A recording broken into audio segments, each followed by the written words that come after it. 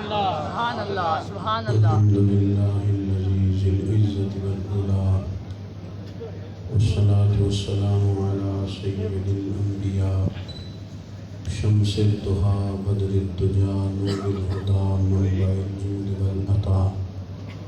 أما بعد أعوذ بالله من الشيطان الرجيم بسم الله الرحمن الرحيم. لقد جاءكم رسول من أنفسكم عزيز عليه ما عنتم حريص عليكم بالمؤمنين رؤوف رحيم.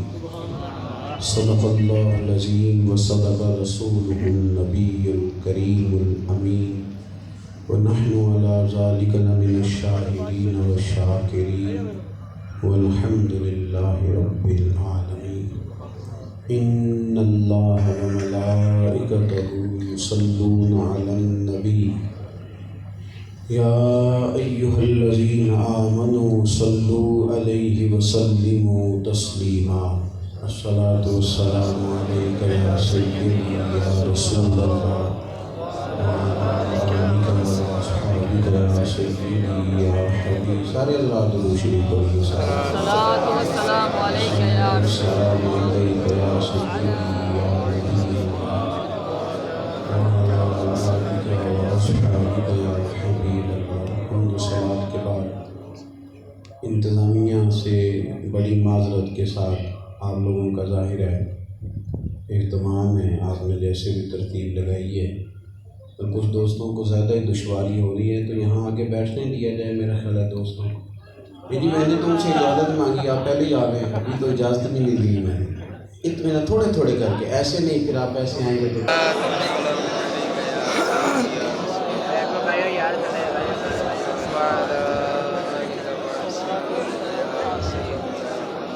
الصلاۃ والسلام علیک یا سیدی یا رسول اللہ وعلیہ وصحبہ یا حبیب. اب تھوڑی سی مانیں نا جی بات منتظمین کی بھی, آپ یہ تھوڑی جگہ چھوڑ دیں. اللہ تعالیٰ آپ کو خوش رکھے. دیکھیں میں نے آپ کی دشواری دیکھی تو میں نے کہا بات رحمت کی کرنی ہے تو کسی کو دشواری نہیں ہونی چاہیے.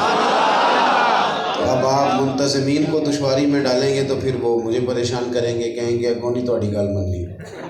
تو آپ مہربانی کریں اب بیٹھ جائیں اور یہ موبائل جیب میں ڈالیں. یہ بس کریں, لائیو چلانے والے بھی ادھر ادھر والے بھی. یہ ویڈیو آپ کو دے دی جائے گی, جو ایک دوست بنا رہے ہیں نا یہ مل جائے گی آپ کو.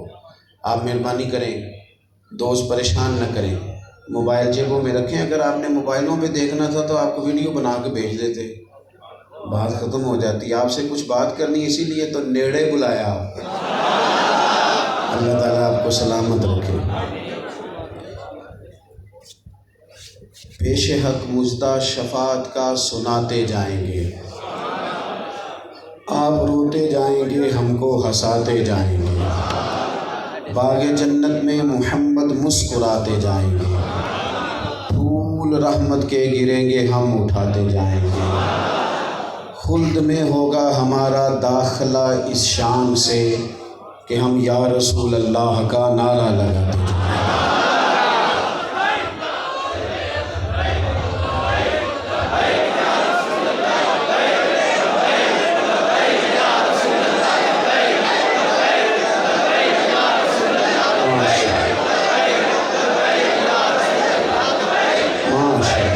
سنیں دوستو, بزرگوں اور بھائیوں, قرآن مجید سورہ توبہ کی ایک آیہ کریمہ میں نے تلاوت کی ہے.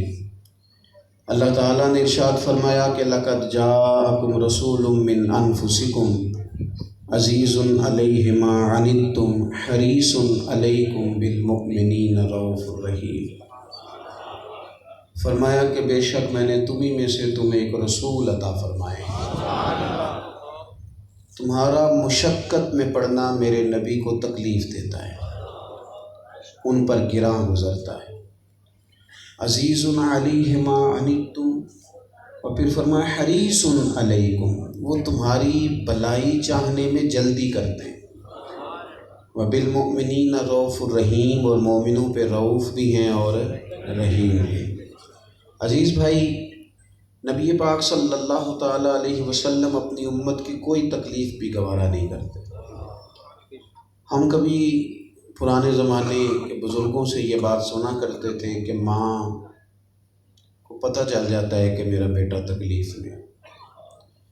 کچھ لوگ کہتے تھے یہ شاعرانہ بات ہے، یہ کسی ادیب کا تخیل ہے، یہ کسی شخص کا تراش کردہ کوئی خاص نظریہ ہے۔ کہتے تھے ماں بیٹا روٹی کھا لے تو ابا جی کہتے میرا بھی پیٹ بھر گیا۔ تو لوگ اسے ادیبانہ بات کہتے تھے، لیکن جب قرآن پڑھا نا تو سمجھ میں آئی کہ تکلیف میں امتی ہو، کوئی بوجھ امتی پہ پڑے تو تکلیف محبوب کریم کو ہوتی ہے۔ حضور نہیں چاہتے کہ میری امت کسی مشقت میں آئے، نہیں چاہتے۔ علامہ اسماعیل لکھی رحمۃ اللہ تعالیٰ علیہ ساری تفسیروں کا خلاصہ کرتے ہوئے فرماتے ہیں کہ حضور تو یہ بھی نہیں چاہتے کہ میری امت پر سخت احکام اللہ کی طرف سے آئیں۔ حضور یہ کب گوارا کریں گے کہ میری امت دوزخ میں چلی جائے؟ نبی کریم صلی اللہ تعالیٰ علیہ وآلہ وسلم جو رات کو رویا کرتے تھے نا، اور دن کے وقت حضور مکہ کی منڈیوں میں، بازاروں میں، کبھی طائف میں، کبھی کسی شہر میں، کبھی کسی شہر میں، یہ جو تڑپ حضور کو جگہ جگہ لے جاتی تھی نا میرے بھائی، یہ تڑپ یہ تھی کہ اللہ کے بندے اللہ والے بن جائیں۔ حضور کے دل کے اندر خاص درد تھا اس بات کا کہ لوگوں کو ہدایت نصیب ہو جائے، لوگ کفر سے لوٹ آئیں، ایمان کی طرف رغبت کریں، اس طرف لوگ آئیں، یہ حضور کی خواہش ہے۔ آپ ابھی بھی میری بات پر اس طرح کی توجہ نہیں کر رہے جس طرح کی میں چاہتا ہوں۔ حضور کی یہ خاص خواہش ہے کہ حضور کی امت دعوت ساری کی ساری اللہ والی ہو جائے، دین کی طرف رغبت کر جائے، لوگوں کا انہماک اللہ کے ساتھ جڑ جائے، یہ حضور کی خواہش ہے۔ یہ ایک خاص جذبہ ہے نبی پاک کا، جو جذبہ حضور کو رات کو دعا کراتا تھا، دن کو تبلیغ کراتا تھا۔ اس جد و جہد کے ساتھ حضور اس کام کو سر انجام دیتے تھے کہ اللہ تعالیٰ نے قرآن مجید میں فرمایا کہ طٰہٰ ما انزلنا علیک القرآن لتشقیٰ، محبوب قرآن پاک اس لیے نازل تو نہیں کیا تھا کہ آپ مشقت میں پڑ جائیں، تو مشقت کرنے لگ گئے۔ اور حضور خود مثال دیتے ہیں، فرمایا میری اور تمہاری مثال اس آدمی کی طرح ہے جس نے آگ روشن کی تھی نا، تو پتنگے آ کے آگ میں گرنے لگے تھے تو وہ پتنگوں کو روکتا تھا کہ نہ گرو نہ گرو نہ گرو، جل جاؤ گے۔ فرمایا تم بھی جہنم کا سفر کرتے ہو، آگ کی طرف بڑھتے ہو، تو میں تمہیں سینہ پن سے پکڑ پکڑ کے کھینچتا ہوں کہ یہ کام نہ کرو دوزخ میں لے جائے، یہ کام نہ کرو دوزخ میں لے جائے۔ حضور فرماتے میری اور تمہاری مثال اس طرح۔ حضور کی یہ خاص خواہش ہے مسلمانوں کے اندر توکل پیدا ہو جائے، صبر پیدا ہو جائے، شکر کا جذبہ پیدا ہو جائے، عزت نفس والے ہو جائیں، خودداری والے ہو جائیں، دیانتدار ہو جائیں، معاملہ فہم ہو جائیں، حقوق العباد ادا کرنے والے ہو جائیں، مسجد کی حاضری دینے والے ہو جائیں، قرآن پاک کی تلاوت کرنے والے ہو جائیں، وقت آئے تو جہاد کے لیے اگلی صفوں میں نظر آئیں۔ یہ ساری خواہشات ہیں۔ ہمارے ہاں یہ ہوتا ہے، دیکھیے نا، کہ آپ اصل کام نہ کریں، جس کام کو شخص آیا اصل کام نہ کیا جائے اور باقی سارے کام کر لیے جائیں۔ میں یہاں آیا ہوں بیان کرنے کے لیے، تو میں یہاں آؤں بھی، تصویریں بھی کھنچواؤں، کھانا بھی کھاؤں اور آپ سے ملاقات بھی کروں، ہاتھ بھی چمواؤں، تو بات کوئی نہ سناؤں، تو آپ کہیں گے جناب ہم نے تو آپ کو اللہ رسول کی بات سننے کے لیے بلایا تھا۔ اصل کام اگر نہ کیا جائے، اصل کام، میں یہاں آؤں اور آپ کی تعریف کر کے چلا جاؤں، یہ کہوں حال بڑا اچھا ہے، یہ کہوں کہ میری یہاں کی یونٹ کے دوستوں نے کمال محنت کی، بڑا سونا پروگرام سجایا، پوسٹر بڑے اچھے لگائے، تو چلا جاؤں، تو آپ لوگ کہیں گے بھی اصل کام تو آپ نے کیا ہی نہیں۔ آپ میری بات کو سمجھیں، نبیوں کا اصل کام دین کی تبلیغ ہے۔ ہم یہ کریں کہ ہم انبیاء کے نعرے بھی لگائیں، ان کے تذکرے بھی کریں، رسول پاک کی شانیں بھی بیان کریں، سارے کام کریں، لیکن جو اصل ان کا پیغام ہے دعوت دین، اس کے لیے اپنے آپ کو پیش ہی نہ کریں، وہ کام ہی نہ کریں جو اصل روح ہے۔ جو اصل چیز ہے انبیاء کرام علیہ السلام کے تشریف لانے کی وہ کیا ہے؟ اللہ فرماتے ہیں وَدَاعِيًا إِلَى اللَّهِ بِإِذْنِهِ وَسِرَاجًا مُنِيرًا، میں نے اپنے محبوب کو اللہ کی طرف دعوت دینے والا بنا کے بھیجا ہے، میں نے اپنے محبوب کو اپنی طرف بلانے والا بنایا ہے اور چمکتا ہوا آفتاب بنایا۔ حضور کی خواہش تھی، اس کے لیے نبی پاک جد و جہد کرتے۔ حضور نے سب سے پہلے کوہ صفا کی چوٹی پہ چڑھ کے اعلان کیا، لوگوں آؤ میری بات سنو۔ بہت سارے لوگ اکٹھے ہوئے، قریشی اکٹھے ہوئے، ایک مثال حضور نے دی۔ یہ بھی آج کل کام عام ہوتا ہے، حضرت صاحب سے پیار بڑھا ہے، عقیدت بڑی ہے، محبت بڑی ہے تو حضرت صاحب کی بات مانو۔ کہتے نہیں بات نہیں ماننی تحفہ دے کے آنا ہے، بات نہیں ماننی پھول ڈالنے، بات نہیں ماننی ہاتھ چومنے، بات نہیں ماننی گاڑی کو ہاتھ لگا کے وہ چومنا۔ بھئی آپ جو وہ کہہ رہے ہیں اس پر آپ توجہ کریں، بلکہ آج کل تو سب سے ضروری یہ ہے کہ اور کچھ نہیں، بس فوٹو چاہیے صاحب۔ عقیدت کا سب سے بڑا منہج یہ بنا لیا۔ حضور علیہ السلام کو وہ صادق بھی کہتے تھے، امین بھی کہتے تھے، لیکن حضور نے کوہ صفا کی چوٹی پہ چڑھ کے فرمایا اگر میں تم سے کہوں، میں چونکہ پہاڑ کے اوپر کھڑا ہوں تو جو آدمی پہاڑ کے اوپر کھڑا ہے وہ پیچھے بھی دیکھ رہا ہے، آگے بھی دیکھ رہا ہے، میں اگر تم سے کہوں کہ پیچھے دشمن آ گیا تم پہ حملہ کرنے لگا تو مان لو گے؟ یہ خاص بات ہے، مانو گے؟ انہوں نے کہا بالکل مانیں گے، آپ ہیں ہی سچے۔ سارے مکے کے لوگ کہتے ہیں مانیں گے، آپ صادق اور امین ہیں۔ اس نقطے کو آپ سمجھ لیں کہ اگر صرف اتنا ہی ماننا ہے، یہیں تک اگر تسلیم کرنا ہے کہ آپ سچے ہیں، آپ صادق ہیں، آپ امین ہیں، رحمت للعالمین ہیں، کریم ہیں، اگر یہی تک صرف بات کرنی ہے تو حضور نے یہ جب کفار سے کہا یہ مانتے ہو، تم کا مانتے ہیں، بالکل مانتے ہیں، آپ نے کبھی جھوٹ بولا ہی نہیں، تو حضور فرمانے لگے اچھا اگر یہ مانتے ہو تو پھر یہ بھی مان جاؤ کہ میں اللہ کا رسول ہوں۔ ایک بندے نے بھی نہیں مانا، ایک بھی نہیں کھڑا ہوا۔ ایک منٹ پہلے جو صادق اور امین مان رہے تھے، ایک منٹ پہلے جو کریم مان رہے تھے، جو سخی مان رہے تھے، جو دیانتدار مان رہے تھے، ان سے کہا نبی اور رسول بھی مانو، قرآن بھی پڑھو، یہ ماننے کو تیار نہیں۔ میں وہ مثال مسلمانوں پہ فٹ تو نہیں کرتا، لیکن میں آپ سے اور اپنے آپ سے پوچھتا ہوں، حضور کریم بڑے ہیں، حضور مہربان بڑے ہیں، حضور سخی بڑے ہیں، لاجپال بڑے ہیں، اور بھائی مسلمان کہتا ہے سب سے سونا چہرہ نبی پاک کا ہے، تعریفیں کرتا ہے، شانیں بیان کرتا ہے، نعتیں سناتا ہے، پھر اسے کون چہرہ اس طرح کا پھر بنا جس طرح کا حضور کا تھا؟ پھر کہتا ہے مجھے آپ تھوڑا موقع دیں، میں رمضان کے بعد نیک ہو جاؤں گا۔ کہتا تھوڑا ٹائم دیں، پیر صاحب آپ تو پہلی دفعہ ہی داڑھی کی بات کرنے لگے، میں حج کے بعد بالکل نیک ہوں۔ بھئی تو خود ہی تو کہہ رہا تھا کہ سب سے نورانی چہرہ چہرہ بددعا ہے، تو وہ تو داڑھی والا ہے، وہ تو امامے والا ہے۔ یاد رکھیں بھائی، اگر میری تعریف کے لیے ہی ماننا ہے، یہ مثال میں مسلمان پہ فٹ تو نہیں کر رہا، وہ اپنی جگہ پہ، بہرحال دل سے مان لینا بات اپنی جگہ پہ، لیکن حضور نے اس دعوت کو بڑھایا۔ ایک بندے نے بھی بات نہیں مانی، کہا کوئی بات نہیں، کھانا پکایا گھر میں۔ حضرت مولا علی شیر خدا کی عمر با اختلاف روایات 13 یا 14 سال ہے، ان کو دعوت دینے بھیجا، 40 کے قریب اپنے گھرانے کے لوگ جمع کیے۔ ایک دن وہ آئے، ابو لہب نے ایسی بات چھیڑ دی، ابو جہل نے ایسی بات چھیڑ دی کہ کوئی ڈھب کی بات ہو ہی نہ سکی، محفل برخاست ہو گئی۔ دوسرے دن پھر بلایا، پھر کوئی بات نہ ہو سکی، محفل برخاست ہو گئی۔ پھر تیسرے دن بلایا۔ یہاں تو میرے بھائی 4 دفعہ لوگ بات نہ سنیں، مبلغ صاحب کی دعوت دینے والے کی تو بگڑ جاتا ہے، کہتا میں نے ڈیوٹی بڑی کی ہے، لوگ سنتے ہی نہیں۔ ہمارے بچے 4 دن پوری دین کے لیے محنت نہیں کرتے اور کہتے ہیں اوہ ہو اتنا جہاد کر دیا، انقلاب کیوں نہیں آ رہا؟ رسول کریم علیہ السلام نے 2 دفعہ دعوت دی، کوئی بات نہ ہو سکی، تیسری دفعہ پھر بلایا، بلا کے کہا بھائی تم مجھے صادق اور امین مانتے ہو، میں اللہ کی کتاب لے کے نبی اور رسول بن کے آیا ہوں، میری بات مانو، میرے ساتھ چلو، میری دین کے معاملے میں مددگار بنو۔ ایک بندہ بھی پورے 40 لوگوں میں سے نہیں بولا۔ جب کوئی نہ بولا تو 13 یا 14 سال کے، یا ایک روایت میں 9 سال کے مولا علی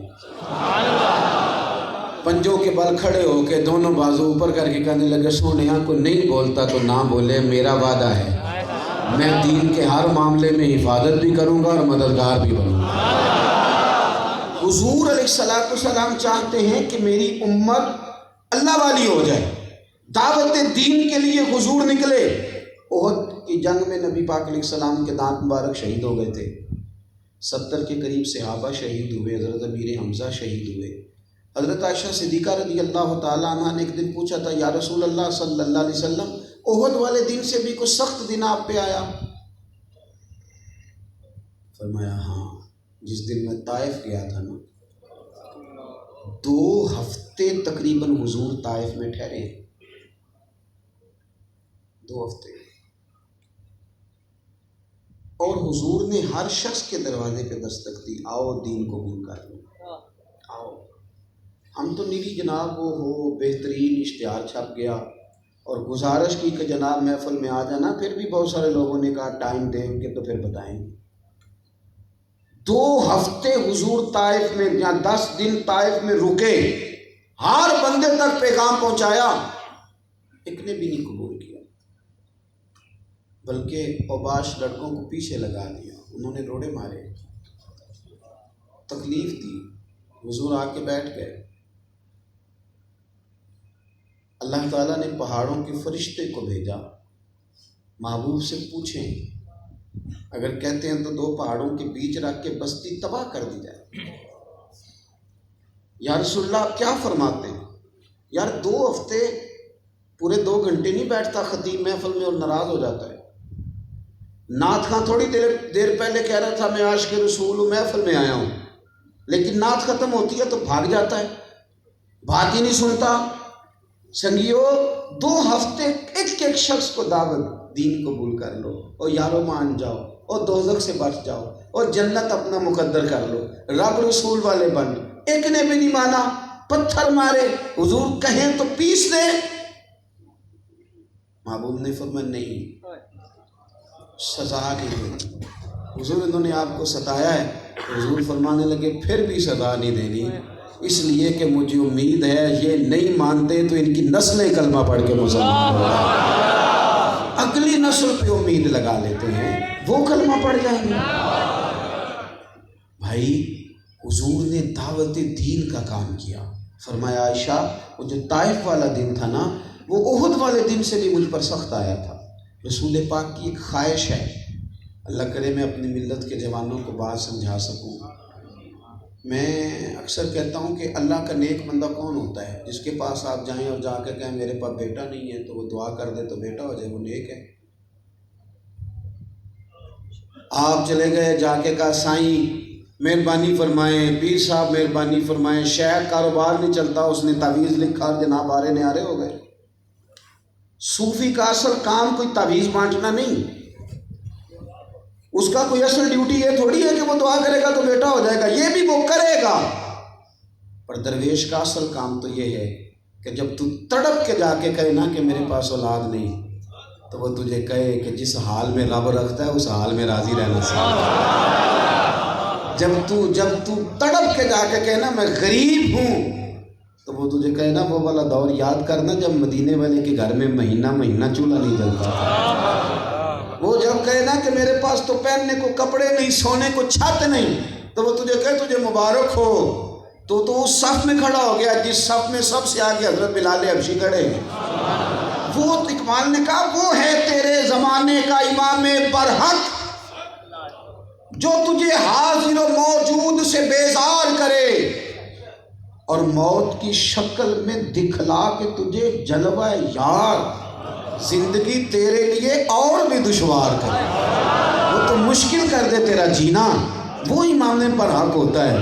تو اس کو امام مانتا ہے جس نے کہا پتر ہی پتر ہو جائیں گے، خیر ہی خیر ہو جائے گی، موج ہی موج بن جائے گی، سارے کام ٹھیک ہو جائیں گے۔ وہ بھائی آپ کو وہ شکر سکھائے، صبر سکھائے، حوصلہ سکھائے۔ رسول کائنات نے تربیت کا ماحول اپنی قوم کو دیا، اصلاح کا جذبہ دیا، فرمائے کہ ذہن سازی کرنی ہے۔ کما ارسلنا فیکم رسولا منکم یتلو علیکم آیاتنا ویزکیکم، نبی تو پاک کرتے ہیں، تزکیہ کرتے ہیں، انسانوں کی اصلاح کرتے ہیں، یہ رسول کریم کا منصب نبوت اللہ نے بیان کیا۔ تو اصلاح امت کے لیے حضور کا جذبہ، اللہ کے محبوب علیہ السلام گزر رہے تھے، قاضی سلمان منصور پوری لکھتے ہیں حضور گزر رہے تھے تو پہلے تو ابو جال نے دیکھتے ہی نا بہت برا بھلا کہا. میں کیسے آپ کو وہ باتیں پڑھ پڑھ کے سناؤں جو کتابوں میں لکھی ہیں. سخت جملے، ہماری زبانیں کٹ جائیں. ایسی باتیں اگر کبھی لبوں پہ آئیں. حضور کو اس نے جو کہہ سکتا تھا کہا. حضور چپ رہے. تو بتا کبھی دین کے لیے ایک گالی کھائی ہے؟ تو بتا. لوگ کہتے ہیں وہ جناب پیر صاحب جب سے آپ کے پاس آیا ہوں، جب سے فلاں کے پاس گیا ہوں، فلاں آدمی کے ساتھ شامل ہوا، لوگ تانے بڑے دیتے ہیں. تو میں کہتا ہوں تو خوش قسمت نہیں. جے کر یار دے نام دا ملے مینا تے انہوں چولی پا لئیے. جے کر یار دے نام دا ملے مینا انہوں چولی پا لئیے پنجے سٹیے نا. تے جے کر یار دے نام دی ملے سولی تے پھر چوٹا چوٹ لئیے پچھاٹیے نا. نصیب والا ہے کچھ جو کسی نے تانا دیا ہے. لوگ تانے نہیں دیتے تو فراڈی ہے، تو دھوکے باز ہے، تو فلان ہے. شکر کر تجھے تانا دیا ہے کہ تو فلانے کا غلام ہے. خوش ہو کے کہے ہاں نہ ہوں نہ. شکر ہے نا کسی نے تانا دیا ہے. اس کو پتہ مزہ لے اس کا. اللہ اکبر. پہلے تو معاذ اللہ اس نے بڑی حضور کے ساتھ اپنی زبان کو کی تیزی دکھائی. حضور خاموش رہے، پھر اس نے ڈنڈے کے ساتھ حضور کو معاذ اللہ مارا. سر نور سے زخم سے خون نکل آیا. حضور خاموشی سے گھر آ گئے. لوگ سمجھتے ہیں دین کے لیے صرف حلوہ کھانا ہی سنت ہے. دین کے لیے روڑے کھانا بھی سنت ہے. جی یہ بھی سنت ہے. اس کو بھی کبھی کبھی اپنایا کریں. کبھی کبھی اس مشقت سے گزرنا بھی حسن ہے. حضور تشریف لے آئے. عبداللہ بن جدعان کی لونڈی دیکھ رہی تھی. حضرت امیر حمزہ رضی اللہ تعالیٰ عنہ چچا ہیں، شکار کر کے لوٹ رہے تھے. عبداللہ بن جدعان کی لونڈی حضرت امیر حمزہ سے کہنے لگی تم شکار کھیلنے جا رہے ہو اور آج میں نے اپنی آنکھوں سے دیکھا ہے محمد صلی اللہ علیہ وسلم کو مارا ہے ابو جال نے. کیا وہ اس لیے مارتے ہیں کہ ان کا باپ کوئی نہیں، پوچھے گا کوئی نہیں؟ اس لیے چچا تھے نا. چچوں کو بڑا پیار ہوتا ہے بھتیجوں سے. وہ اپنے بچوں سے ڈرتے، بیوی سے ڈرتے، کئی دفعہ بات نہ کریں. ہوتا ہے پیار. بھائی کی اولاد بڑی پیاری لگتی ہے. بندہ وہ کر بیٹھتا ہے نا گھر میں تھوڑی بہت غیبتیں اپنے بھائیوں کی، تو ساری کہانیاں تو وہ لیکن پیارے ہوتے ہیں. بھائی پیارے ہوتے ہیں. کر بیٹھتا ہے بات بچوں کے سامنے تو پھر وہ کبھی کبھی وہ مطلب بھائی کہتا ہے 2 لاکھ چاہیے تو اب دینا ہے 2 لاکھ پر کہانیاں بناتا ہے گھر میں بیٹھ کے. کہتا میں کو ٹھیکہ دینے نہ لیتا روز پیسے دینے دا، میں ابھی لاکھ کو دیاں گا. تو اندر دل کر رہا ہے کہ اس سے 2 کی ضرورت ہے تو 2.5 دو. لیکن اپنے بچوں کے سامنے نا منصوبہ سازی کا بھائی بڑے پیارے ہوتے ہیں. بھائیاں جو ہے ساکھ ہی نہیں کوئی، ساکھ ہی نہیں کوئی. درویش نے کہا تھا بھائی تے بھائیاں دیاں باواں ہوتی. تو حضرت امیر حمزہ کو جب کہا نا لونڈی نے کہ اتنا مارا ہے اور تم شکار کھیل رہے ہو، تو گئے ڈھونڈا کہاں ہے ابو جال. زور سے ڈنڈا مارا، سر پھٹ گیا. قاضی سلمان کہتے ہیں کہ آ کے نا تو حضور کی بارگاہ میں عرض کرنے لگے بھتیجے خوش ہو جاؤ، میں نے سر پھوڑ دیا، بدلہ لے لیا آپ کا، خوش ہو جاؤ. کاش امت اس بات کو سمجھ جائے. رسول کریم نے بات سنی تو حضور روئے. اٹھ کے چچا کے کندھے پہ سر رکھا. کہ چچا میں ابو جال کا سر پھوڑنے سے تو خوش نہیں ہوتا، آپ کیسے خوش ہوتے ہیں؟ حضور فرمانے لگے آپ میرا کلمہ پڑھ جائیں میں خوش ہو جاؤں گا. حضور کی تو خوشی اس بات. کوئی دین میں کیسے داخل ہوتا ہے، کوئی اللہ والا کیسے بن جاتا ہے، کوئی کس طرح کر کے مذہب اسلام کو پورا اپنا لے، یہ حضور کی خوشی ہے، یہ نبی کریم کی خواہش. اس پر حضور زور لگاتے. اس پر جب تو ایک یہودی لڑکا حضور کی خدمت کرتا تھا، وہ کئی دن آیا نہیں تو قربان جائیں حضور تیمارداری کرنے چلے گئے. یعنی حضور چلے گئے، نبی کریم پہنچ گئے اور اس کے گھر پہنچ کے جب حضور نے اس کی پیشانی پہ ہاتھ رکھا، غریب تھا وہ یہودی. وہ کہتا ہے کمال ہو گئی، ایسا تو کبھی دیکھا ہی نہیں تھا. ایسا کوئی محبوب کہیں ہوگا نہ کہیں ہے. دیکھو بیٹھا ہے چٹائی پہ مگر عرش نشیں ہے، اور ملتا نہیں کونین کو کیا کیا تیرے در سے، ایک لفظ نہیں ہے جو تیرے لب پہ نہیں ہے. حضور بیٹھ گئے اور پھر کریم محبوب نے نا اس بچے سے کیا کہا، وہ بیمار ہے. حضور سمجھ گئے کہ آخری وقت ہے. کریم فرمانے لگے کلمہ پڑھ جا. اس نے تجسس بھری نظروں سے باپ کی طرف دیکھا تو باپ تو پہلے ہی سمجھ گیا تھا جو غریبوں کی خبر گیری کرنے آئے وہ سردار، امیر، بادشاہ نہیں ہوتے، وہ اللہ کے رسول ہی ہوتے ہیں جو غریبوں کی غریب پروری کرنے آئے۔ باپ سے آنکھوں میں پوچھا، ابا جی یہ جو کہہ رہے ہیں کر لوں؟ تو والد کہنے لگے پتر پڑھ جانا کلمہ۔ وہ اس کے نصیب دیکھو، کسی کو کلمہ مفتی صاحب نے پڑھایا، کسی کو علامہ صاحب نے پڑھایا، کسی کو پیر صاحب نے پڑھایا، کسی کو اماں نے پڑھایا، کسی کو دادی نے پڑھا۔ اس کے مقدر دیکھو جسے کلمے والے رسول نے کلمہ پڑھایا، نبی کریم علیہ السلام نے کلمہ طیبہ کا ورد کرایا، اس نے پڑھا، پڑھتے ہی روح پرواز کر گئی۔ اب حدیث کے جو آخری جملے ہیں وہ عنوان ہیں، وہ مشن ہے، اس کو سمجھیے گا۔ اللہ کے رسول فرمانے لگے رب کا شکر ہے کہ جس نے میری وجہ سے اسے جہنم سے نکال کے جنت میں داخل کر دیا۔ حضور تو کہتے ہیں امت جنت کی طرف بڑھے، جنت کی طرف، لوگوں کو زیادہ سے زیادہ تربیت کیا جائے، ان کو پیغام دیا جائے۔ میں نے اپنے بزرگوں سے پوچھا تھا کہ حضور دین کا کام کس طرح کرنا ہے؟ فرمانے لگے نکل جانا ہے، ایک بندہ ملے تو اس کی بھی تربیت کی کوشش کرنا، 4 مل جائیں تو ان کی بھی۔ میں نے ایک دفعہ کہا حضور مجموعوں کے مجمع آتے ہیں، سمجھ نہیں آتی کہ مطلب بات سمجھ کے گیا ہے کہ نہیں۔ فرمانے لگے تمہیں نہیں نہ پتا، تمہیں نہیں نہ پتا، یہ اللہ رسول کا کلام ہے، تم بس کہہ دیا کرو۔ کئی ایسے ہیں آتے ہیں تو کچھ اور ہوتے ہیں، جاتے ہیں تو کچھ اور ہوتے ہیں، یہ اللہ کا فضل ہوتا ہے۔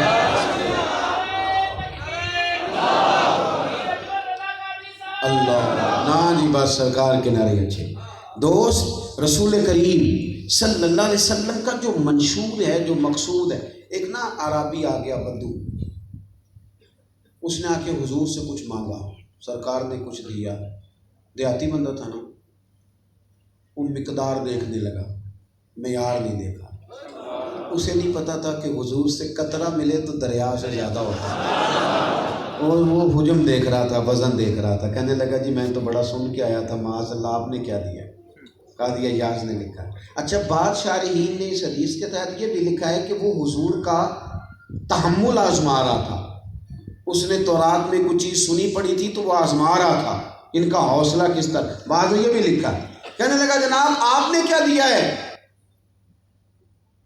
بعض صحابہ کرام علیم و رضوان موجود تھے، بعض نے لکھا حضرت عمر موجود تھے، تلوار نکال لی، بے ادب کی گردن کاٹیں گے۔ حضور نے فرمایا ذرا ٹھہر جاؤ، جلدی نہ کرو۔ حضور گھر لے گئے، جتنا دیا تھا اس سے ڈبل دیا۔ پھر اس کی طرف دیکھا تو آنکھوں میں طلب تھی، پھر حضور نے اور ڈبل کر دیا۔ وہ کیا کسی نے کہا تھا اب تنگی داماں پہ نہ جا، اور بھی کچھ مانگ ہے، آج وہ مائل باتا چل اور بھی کچھ مانگ۔ اور کسی نے کہا تھا دیکھا جو ان کو بانٹتے تو میں نے بھی بڑھ کے شوق سے دستے عطا کے سامنے دستے طلب بڑھا دیا۔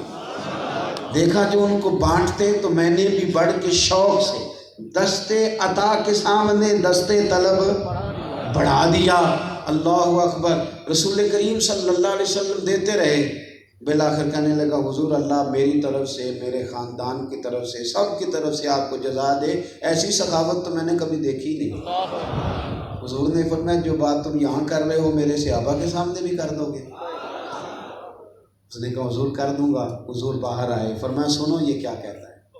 وہ کہنے لگا لوگوں زمانہ بڑا دیکھا پر محبوب جیسا کوئی نہیں دیکھا۔ وہ دور بیٹھے گولڑا شریف کی روشنیوں میں پیر مہر علی شاہ بولے، اور آپ دیکھیں پیر صاحب کا انداز بھی کتنا سادہ، فاتح قادیانیت شیخ الاسلام پیر سید مہر علی شاہ صاحب، اور لہجہ دیکھے کس طرح کا، کہنے لگے کوئی مثل نہیں ڈھولن۔ میں مثال کیسے لاؤں، تمثیل کیسے بیان کروں، تمہیں کس طرح سمجھاؤں؟ کوئی رنگ ہو تو اس میں بیان کروں نا، میرے پاس کوئی ایسا زاویہ ہو جو تمہیں بنا کے دکھاؤں۔ تو ساری چیزیں طے کرتے کرتے آخر میں کہنے لگے بس بھائی پڑھا لکھا بڑا ہوں، قابل بڑا ہوں، سیانہ بڑا ہوں، میں نے قادیانیوں کے چھکے چھڑا دیے، پر حضور کی تعریف لکھنے بیٹھا تو مثال ہی نہیں مل رہی۔ کہنے لگے کوئی مثل نہیں ڈھولن دی، تو چپ کر میرے علی، ایتھے جا نہیں بولنا، تو چپ کرنا میرے علی، ایتھے اعلیٰ حضرت بھی اس کو بیان کرو۔ فاضل بریلوی پتہ کیا کہتے ہیں؟ کہتے ہیں سرور کہوں کہ مالک و مولا کہوں، باغ خلیل کا گلے زیبا کہوں تجھے. جب باتیں کر کر کے اینڈ پہ آئے تو کہنے لگے لیکن رضا نے ختم سخن اس پہ کر دیا، خالق کا بندہ خلق کا آقا کہوں تجھے. وہ کہنے لگا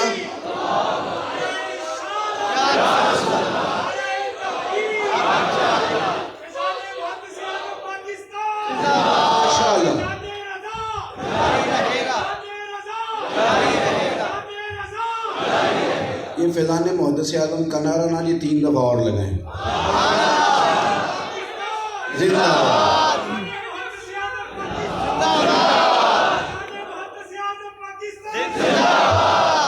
ماشاءاللہ.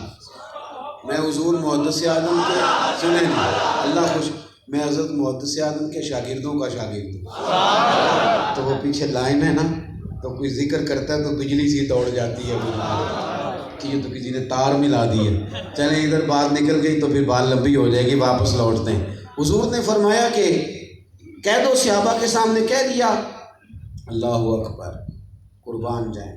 حضور نے ایک مثال دی، فرمایا اگر تم اسے پہلے مار دیتے تو اس کا کیا بنتا. وہ اس کے نظریات ایسے تھے، یہ کیا کہہ رہا تھا، کدھر جاتا. حضور فرمانے لگے سنو میری اور تمہاری مثال کیا ہے. اللہ کے محبوب علیہ السلام فرمانے لگے لوگو میری اور تمہاری مثال اس شخص کی طرح ہے. یہ اس شخص کو نواز کے نہ دے کے پھر حضور صحابہ کو سمجھاتے ہیں. فرماتے ہیں میری اور تمہاری مثال اس شخص کی طرح ہے جس کی اونٹنی بھاگ گئی تھی.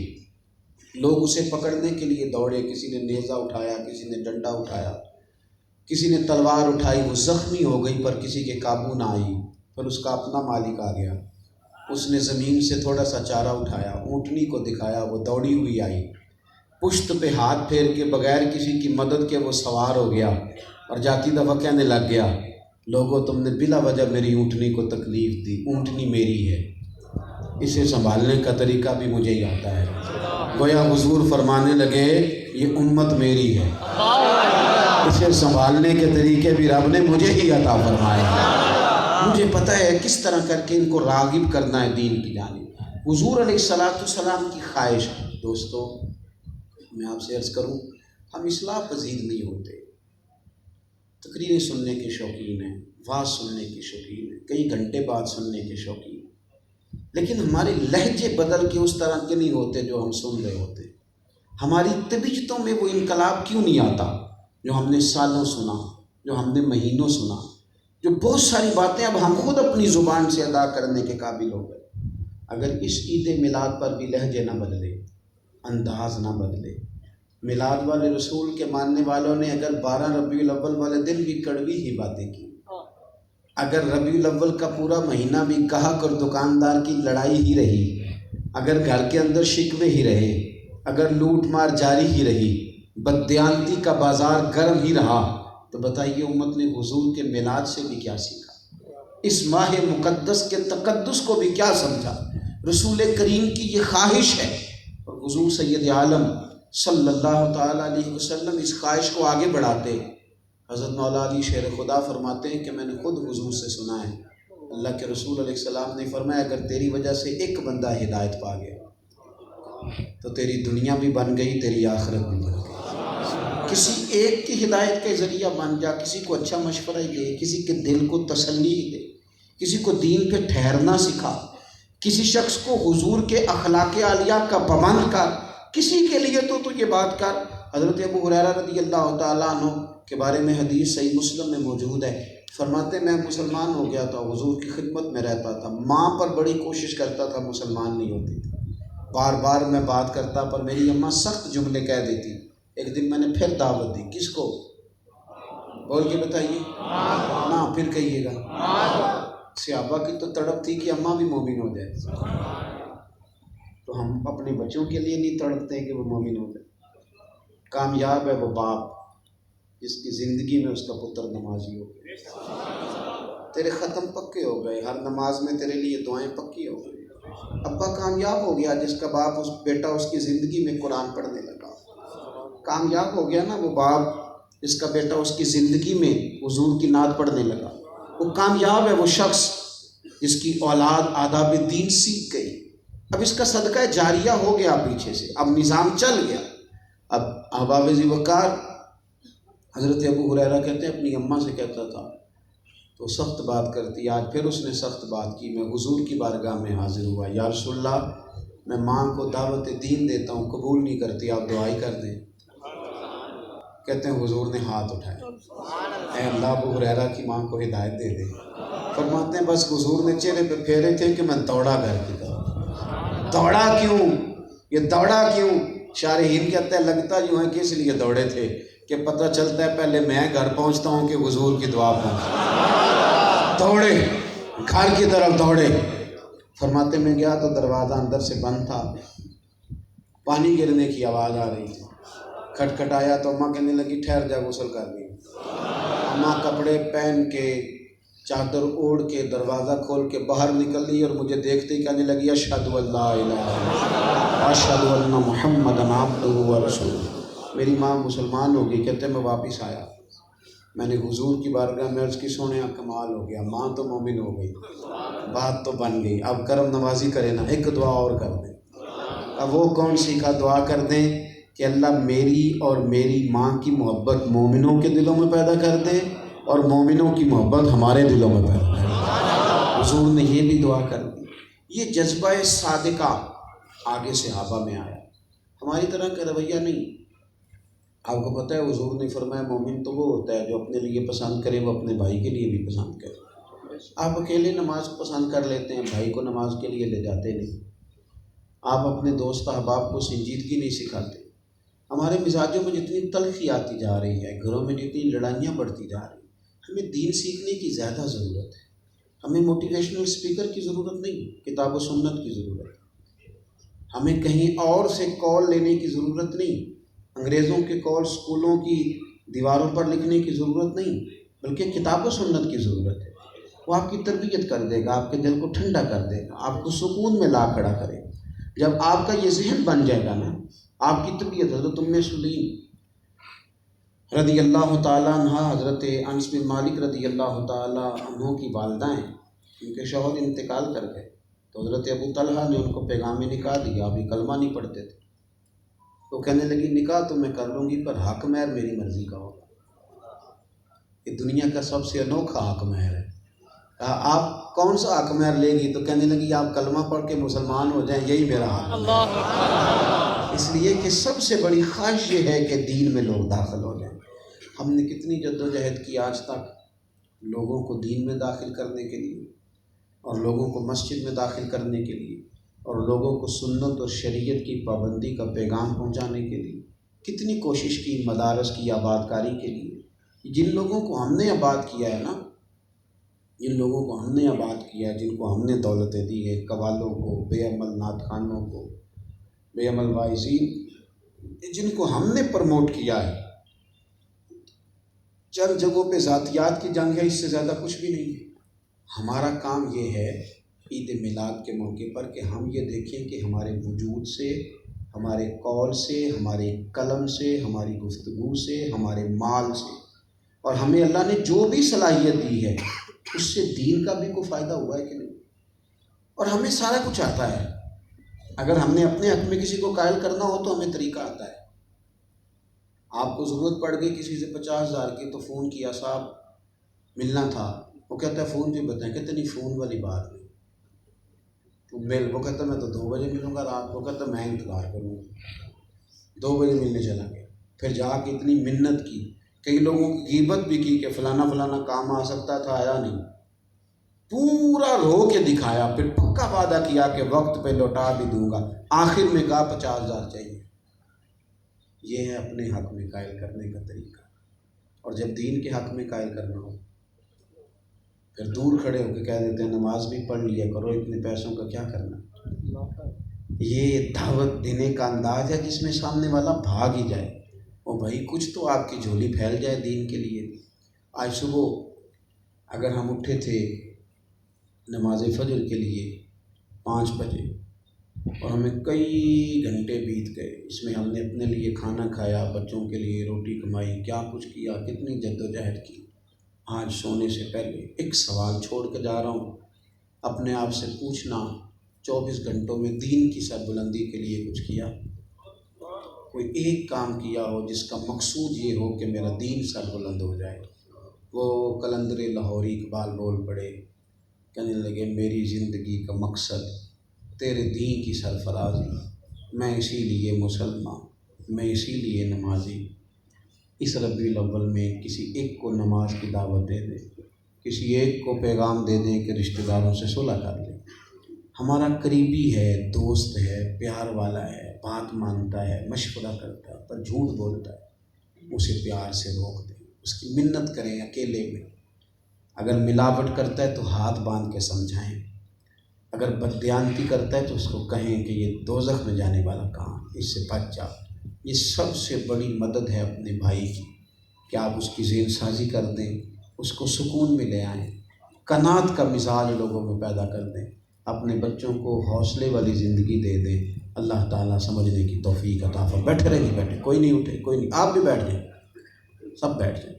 اللہم صلی علی سیدنا و مولانا محمد معدن الجود والکرم وآلہ وبارک وسلم۔ اللہ ہمارے احباب نے بڑی محنت سے تیرے محبوب کے نام کی بزم سجائی، اسے قبولیت کا شرف عطا فرما۔ اگر کہیں کو نیت میں، ارادے میں، اخلاص میں کمی ہے تو اپنے فضل سے وہ دور فرما، اور مالک اسے قبول کر کے ہمارے لیے باعث نجات فرما۔ ہمارے گناہوں کو معاف فرما، ہماری غلطیوں سے درگزر فرما۔ جتنے احباب ہم یہاں حاضر ہوئے ہیں ہم سب کے حال پہ رحمت کی نظر فرما۔ مالک کریم مسجد کی محبت عطا فرما، قرآن پاک کا پیار نصیب فرما، درود و سلام کا ذائقہ نصیب فرما، ہمارے بیماروں کو شفا عطا فرما، مقروضوں کو بار قرض سے رہائی نصیب فرما، تنگ دستوں کو وسعت رزق عطا فرما، جو بے گھر ہیں انہیں اپنی چھت عطا فرما، جو بے آسرا ہیں ان کی مدد فرما، جن گھروں میں بیٹیاں ہیں مناسب بندوبست فرما۔ اے مالک امت کے حق میں رحمت والے فیصلے فرما، کشمیر کی بیٹیوں پہ فضل فرما، افغانستان پہ رحمت فرما۔ مالک کریم بوسنیا ہو، شام ہو، لیبیا ہو، جہاں جہاں مسلمان تکلیف میں ہیں مالک سب کی مدد فرما۔ پاکستان میں نظام مصطفیٰ علیہ السلام کا بول بالا فرما، دین کے جھنڈے کو سربلندیاں عطا فرما۔ ہم میں سے جو بے چین ہیں انہیں چین دے دے، جو بے قرار ہیں انہیں قرار دے دے، جو بے آسرا ہیں انہیں سہارا دے دے۔ اے اللہ ہمیں تقوی والی زندگی دے، ایمان والی موت عطا فرما۔ خیر کرنے لگیں تو ہماری مدد کرنا، اگر کبھی بھولنے لگیں تو ہم سے درگزر فرمانا۔ مالک تو ہمارے حق میں جب بھی فیصلہ فرمائے رحمت والا فرما، درگزر والا فرما، فضل اور احسان والا فرما۔ اللہم انا نسألک العفو والعافیۃ فی الدین والدنیا والآخرہ۔ رب اغفر وارحم وانت خیر الراحمین، وصلی اللہ تعالی علی حبیبہ سیدنا و مولانا۔ السلام علیکم۔ زندہ باد، زندہ باد۔